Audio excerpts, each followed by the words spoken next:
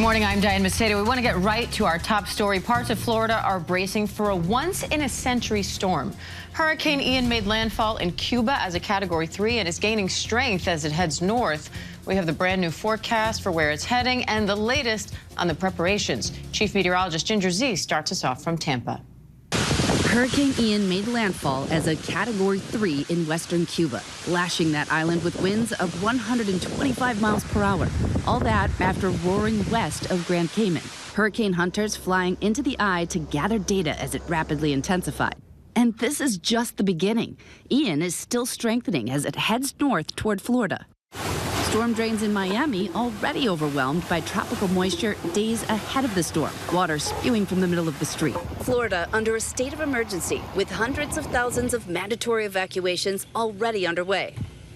Tampa Bay preparing for a worst-case scenario. If they take a landfalling major hurricane, it will be the strongest storm for Tampa in a century. In Hillsborough County, lines to fill sandbags were long, some folks waiting an hour. It's very scary, lots of unknowns. We don't have gutters in our house. I'm very concerned about the flooding and the rain. A similar scene in Pinellas County. People boarding up windows as the hurricane looms.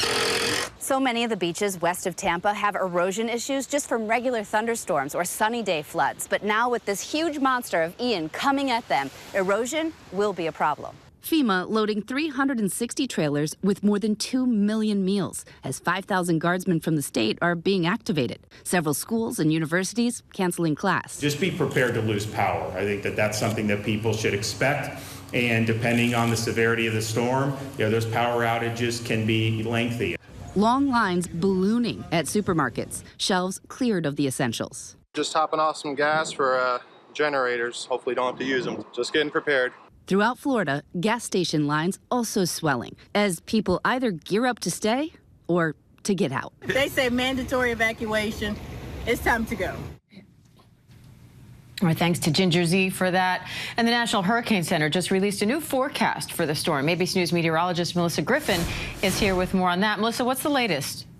Yeah, hi, Diane. We just got the latest update from the National Hurricane Center. It is a Category 3. It weakened a bit, but that's to be expected because it made landfall, and it's kind of spun off the western side of Cuba for a little bit. So a little bit of that interaction with land. So we had some weakening, but I expect it to re-strengthen. Winds 115 miles per hour. And you can see this track here as it makes it into the Gulf of Mexico, that warm water, that low wind shear. There is nothing stopping it from exploding into a Category 4 hurricane on its way to Tampa. But look at this track. We've seen another shift in the track, and now it has landfall south of Tampa, which can actually be good news when it comes to storm surge. But still, the Tampa area has not seen a major Category 3 hurricane or higher in 100 years. So this is still a concerning track when it comes to hurricane force wind gusts and heavy rain, and that storm surge shifting just a little bit further south. And as it moves into the state of Florida, weakening to a Category 1, but inland flooding going to be a big concern across much of the state, and not just the rain, but tornado threat. Look at this now. Tornado watches in effect from Naples, Florida, back through Miami, Fort Lauderdale, West Palm Beach,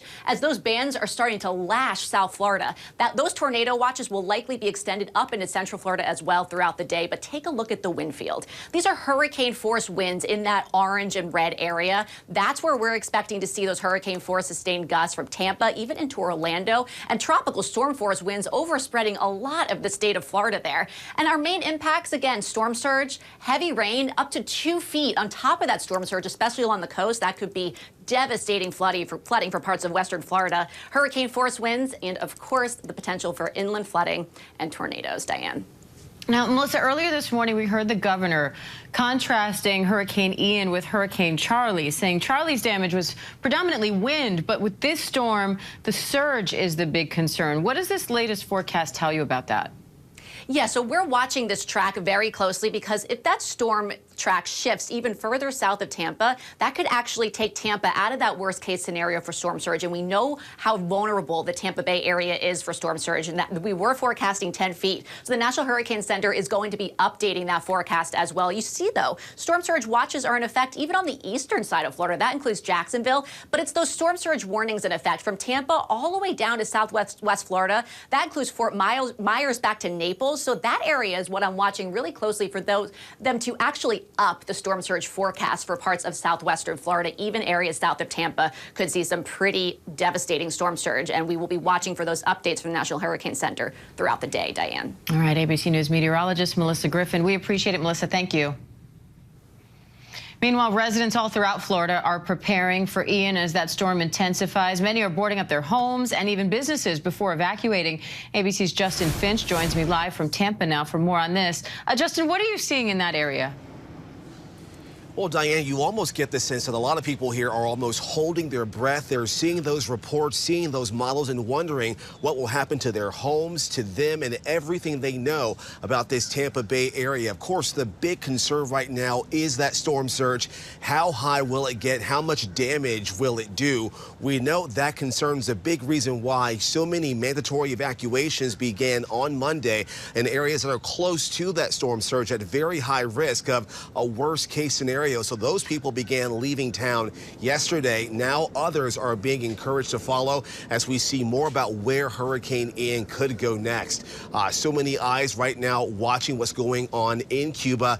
People choosing almost today, in some cases, instantly to go and get those sandbags to secure their property, to get that food run done at the supermarket, to get their water supplies, everything they will need for at least 3 days as we wait and see and watch and see just what Hurricane Ian is going to do to Florida's west coast, Diane. All right, Justin Finch for us in Tampa. Justin, thank you.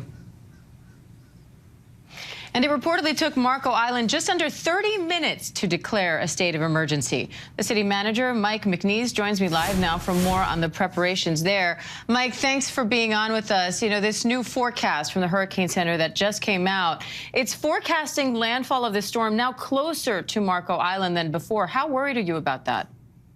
Good morning, Diane, and thank you for having us on. Well, we're very concerned. One of the issues for us, we're not really technically in the forecast cone, and we're concerned that people might be a little complacent because we're not in the forecast cone. But that forecast with rising storm surge expectations is of great concern. We're very low and waterfront community. So we think it's very important that people think very seriously about evacuation. We've issued a voluntary evacuation order so that people are at least considering as they look at their options whether they want to be somewhere else, perhaps on the East Coast, because it looks like we're going to be in for a lot of water, both from rain and from storm surge, and we're, yes, very concerned about that.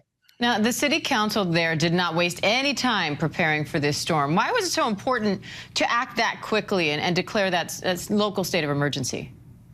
Well, at the simplest level, there's a major hurricane less than 200 miles away from us, and we need to be in a state of readiness. We need to send a message to our community that this is something they need to take very seriously, and we've got a great council there. They want to look out for the folks on Marco Island, so they had no hesitation whatsoever in declaring the state of emergency. Now, this morning, Governor Ron DeSantis warned that even interior parts of Florida might face serious damage from this storm. So how worried are you being right there on the water? Well, we're very concerned. Again, I talked about the rising forecast for storm surge. We're very low. We're an oceanfront island. We have a canal system that's throughout the community, and so we are very susceptible to storm surge, and we're very concerned about that. And that's why we want people who are waterfront, who are in the lowest areas, to really think seriously about being somewhere else as this storm comes through. And Mike, what's your advice to people who maybe are looking at that track and seeing that they are kind of outside of that cone, as you say, or just sort of think, we can ride this out? Well, those storm surge predictions are of great concern, and people need to really tune into that.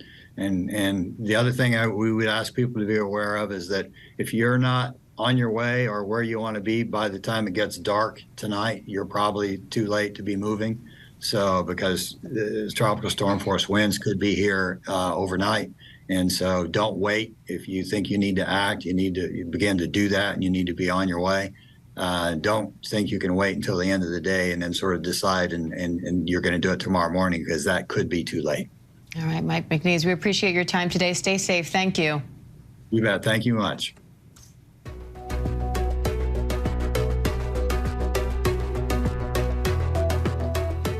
And today is the final day of staged referendums in Ukraine as Russia looks to annex several occupied regions through fake elections. Meanwhile, thousands of Russians are taking to the streets in protest of the military draft there as others try to flee the country. Chief Foreign Correspondent Ian Pannell has the latest from Ukraine.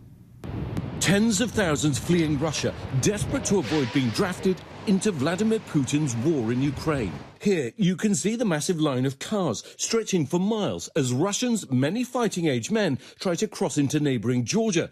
More than 100,000 have crossed through here in the last week. Reports of some waiting for over 2 days to get across. Andrei fled from his home in St. Petersburg into nearby Finland. He says, "I don't want to fight for Putin. I don't want to die young." And in Russia, the backlash turning violent. In Siberia, a gunman entering a recruitment office, opening fire, wounding one officer before being taken into custody. And in the western part of the country, a man is seen firebombing another recruitment office, seen in this video online. At least 17 have been reportedly targeted in recent days. Now, in the Russian Republic of Dagestan, people taking to the streets to oppose the draft, clashing with local police. The final day of the staged referenda in Russian-occupied parts of Ukraine. There are fears Moscow will then formally annex these regions, declaring them part of Russia.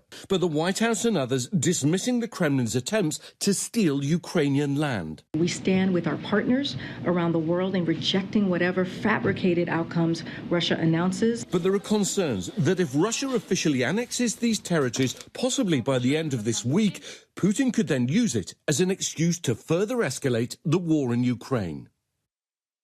Yeah, Diane, frankly, extraordinary scenes at Russia's border. We've seen thousands and thousands of people, of course, many of them are fighting-age men, trying to get across the border, essentially voting with their feet against Putin's effort to draft them into his war. Now, there have been reports in the Russian media denied by the Kremlin that Russian authorities could try and prevent some of them from leaving. The Kremlin denies it, but certainly there's plenty of evidence on the ground to suggest that people are being stopped and checked, and in some cases, not allowed to leave the country. Diane? All right, Ian Pannell, thanks for that. Coming up, the committee investigating the January 6th attack on the Capitol is set to hold its final hearing tomorrow. We have the latest on what to expect from Washington when we come back.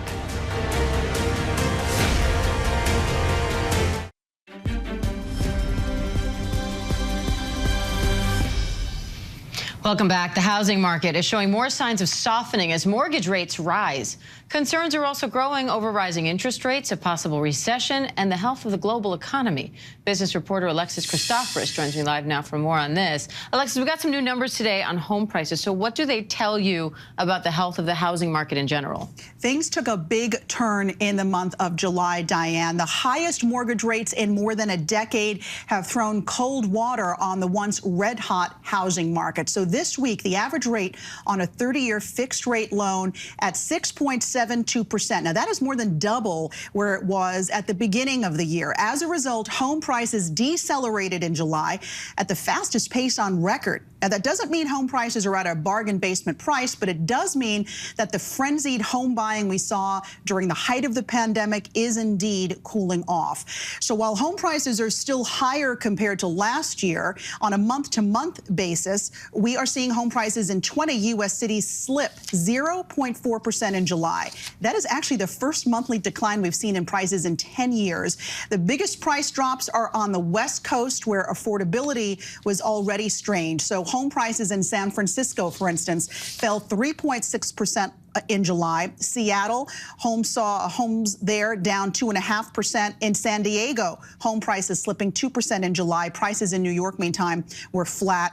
We're seeing bidding wars no longer the norm. Listings are lingering a little bit longer on the market because demand has collapsed, and less supply is also coming onto the market. There was a recent report from Zillow that showed new listings slid almost 23% in August from a year earlier. So all of this means transactions are tumbling. Sales of previously owned homes fell for a 7th straight month in August to the lowest level in more than 2 years. And Diane, home buyers are now backing out of deals at a record pace, especially in cities that were real estate hotspots during the pandemic. So we're talking about cities like Tampa, Atlanta, Phoenix. A lot of deals there not going through to closing. Right, and those are the areas that saw a huge rush during the pandemic. Exactly. Seems to be cooling off now. Now, the stocks seem to also be trying to rebound after sliding into bear territory. How is that working into all of this?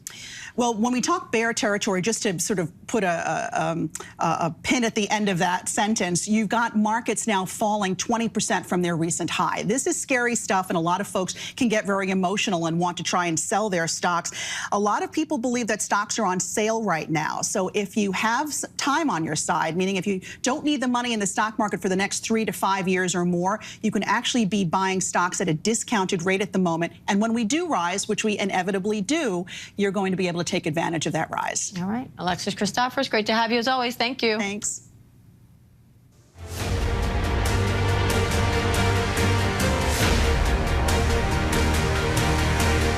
The January 6th committee is promising new info as it holds its final hearing tomorrow. Congressman Adam Schiff says the hearing will tell the story about a key element of former President Trump's plot to overturn the election, and that the public will learn things it has not seen before. AB's News investigative reporter Catherine Falders and attorney Jeffrey Robbins join me now to unpack this a little bit. Catherine, what can we expect from this final hearing? Well, look, we think some of this hearing will be a recap of sorts of what we've learned from the previous hearings. You know, the House has been, they were out of session for about a month over the summer. So during then, they continued their investigative work. We know that they've received more documents, that they've done more depositions with senior cabinet officials in Trump's administration, for example. We could see some of those clips as well. But as you mentioned, new information. We know that there's expected to be new video that we haven't seen that the committee will show. And look, I think they have received more of a paper trail of sorts from other documents they've received, and we'll also hear more witness testimony, pre-recorded, video-recorded witness testimony as well. Now, Jeff, what does the committee need to show tomorrow to make its case for criminal charges against the former president? Well, one of the challenges that the committee has, Diane, is living up to the expectations that it has already set. You know, after a series of hearings which really were incredibly compelling, and after 6 weeks in which we have heard, the American people have heard about, 300 separate Espionage Act violations with some obstruction of justice thrown in, there's the problem, there's the risk that unless the committee can produce footage of the former president at the Capitol with a can of bear spray in his hand, that people are going to say that the expectations haven't been met. Having said that, they don't have to add much to add to the body of evidence that would support a criminal referral or the Department of Justice prosecuting on its own. My guess is that what they're going to try to do is wrap this up for the American people and try to refocus people after 6 weeks in which there have not been these compelling hearings. Catherine, so many people at this point have participated in these hearings in some form or another. What happens to all of them once this ends? Well, look, I think as we've previously reported, too, they're going to still, the committee is going to still try and do some of these depositions. We know that the wife of Clarence Thomas, the Supreme Court Justice Ginny Thomas, has agreed to speak with the committee. We don't think that's going to happen before this hearing, for example. But there's still a lot of questions that need to be answered. Jeff was just talking about potential criminal referrals. While those are symbolic in nature, that's something that the committee needs to make a decision on. We're waiting for their report, for example, which members of the committee said might not come until early November. That's another step here. And then the big question, of course, is whether the committee publicly invites former Vice President Mike Pence and former President Trump to speak publicly at maybe another hearing, for example. All those questions are still on the table that we need answers to. And your question about the witnesses, what happens with them? Where does that go? Obviously, some of these witnesses have been cooperating in the Department of Justice probe as well. That, of course, will continue to go on even as the committee winds down its investigation. So, Jeff, what are you watching for as this wraps up? Well, I'm watching for the committee to be able to refocus, as I said before, the American people. Unfortunately, this is now not a new shiny object. We face the problem of sort of a normalization of felonious conduct in the Oval Office, which is a problem, a strange problem indeed to have. And so the committee has the burden of knowing that Americans' attention has shifted to some degree, of refocusing them on just how grave a threat to America this coup attempt really was. That, I think, more than anything, is their challenge tomorrow. And Jeff, given what they've done so far, do you think the committee has delivered on what it set out to do? I think the committee has delivered that in spades. I mean, you have had tens of millions of people watching this. And seeing this kind of grotesque conduct in the Oval Office of a kind that we've never seen in American history before. I think that it has moved the needle, thank goodness, in some respects. It has caught people's attention. But as I say, people's attention does seem to wander a little bit. We've seen a lot over the last 6 weeks, as I say, a whole lot of apparent Espionage Act violations, some obstruction of justice. And I think the committee needs to kind of get people back on track thinking, look at what happened on January 6th and around January 6th. And that's, I think, the challenge of the committee and its very skilled staff. So, Catherine, what will you be watching for and listening for this final hearing? Look, I think obviously the questions that I mentioned before as it relates to the criminal referrals and whether to call Trump or Pence, for example, but also how they string together this broader narrative. We know that every hearing has focused on something individually, whether it's the pressure campaign on Mike Pence, whether it's the pressure campaign in the states, for example, or on the Department of Justice. This hearing, while it will be in some ways a recap, it's also going to be the bigger picture here. They will relitigate how Trump wanted to go to the Capitol that day and what happened there. We could see more evidence from the Secret Service, for example. So it would be the bigger picture and how they really string together this narrative overall of not just the day of January 6th, but leading up to the day of January 6th and, of course, the efforts after as well. All right, Jeff Robbins, Catherine Falders, thank you both. And we will have full coverage of tomorrow's January 6th committee hearing starting at noon Eastern right here on ABC News Live. Coming up, deadly protests in Iran are escalating. We have the latest on that, plus the day's other top stories when we come back.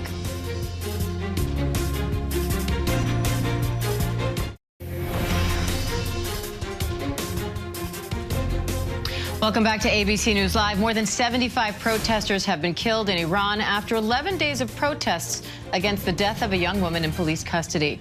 Iranian authorities released video of Mahsa Amini collapsing, saying that it was a heart attack. But her family says she was beaten by the country's morality police. World-renowned American ski mountaineer Hillary Nelson is missing in Nepal. Reports say she fell into a crevasse while skiing on Manaslu, the 8th highest mountain in the world.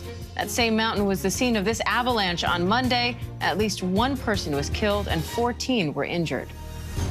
Buckingham Palace has revealed King Charles III's cipher. The monogram chosen by His Majesty will now replace Queen Elizabeth's cipher on government buildings and state documents in the UK.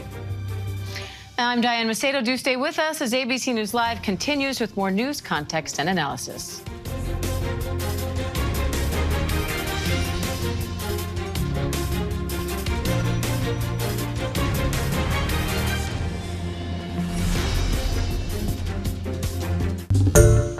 Hi everyone, George Stephanopoulos here. Thanks for checking out the ABC News YouTube channel. If you'd like to get more videos, show highlights, and watch live event coverage, click on the right over here to subscribe to our channel, and don't forget to download the ABC News app for breaking news alerts. Thanks for watching.